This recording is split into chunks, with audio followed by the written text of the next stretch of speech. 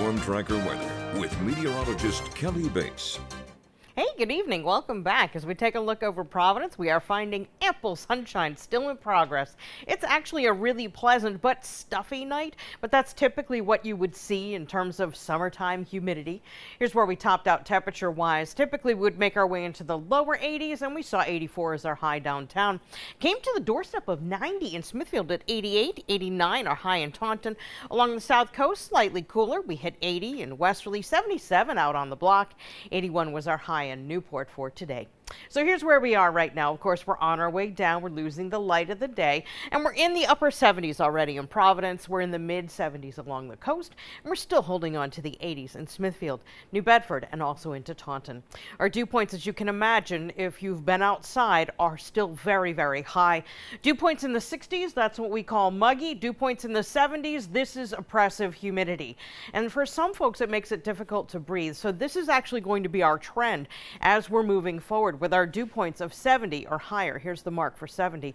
So we're going to see some sky-high oppressive humidity until we can get to about Tuesday night. And even after that, it goes right back up afterwards.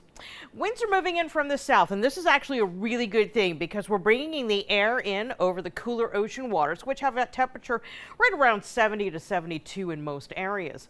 Wind speeds 5 to 15 miles per hour. Now, with the injection of this cool marine layer, we are finding an occasional spotty shower, like the one that's forming just north of Taunton, this guy out here. But as we continue to go through the overnight, this front is going to run into that marine layer, and it is expected to essentially fizzle out.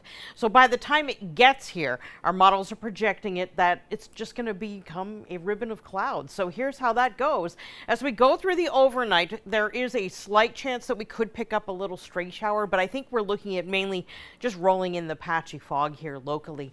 As we go to tomorrow, though, we're going to start to watch the development of a very strong front. And this one looks like it will be heading towards southern New England starting late Sunday night, like after midnight, with a chance of not only showers, but thunderstorms. Now, the deal with this is that the dew points are going to be very high. It's going to be tropically feeling out here. And as a result, any showers could be heavy. Add into that any thunderstorms that also have the capability of producing heavy rain, and we could be talking flooding rains with any shower thunderstorm activity through the day on Monday. And there is a chance that it could contain some severe elements. So we do have a marginal chance of severe weather. Our main concerns are going to be flooding and gusty winds, and that gusty winds also includes the potential of damaging winds. There's a non-zero chance of a tornado. It's really low, but I can't say it's zero, so there you go. There's a chance we could pick up a little bit of hail too, but rain really is what we're going to be watching for. What you will notice on Monday is there's going to be an axis that sets up where we're going to pick up most of the rainfall.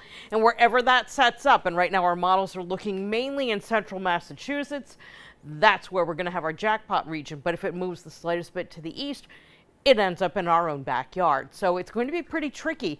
Just know that Monday is going to be a pretty complicated day weather-wise.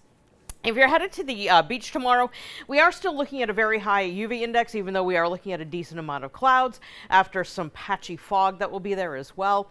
Looking ahead, our forecast kind of stays a little complicated.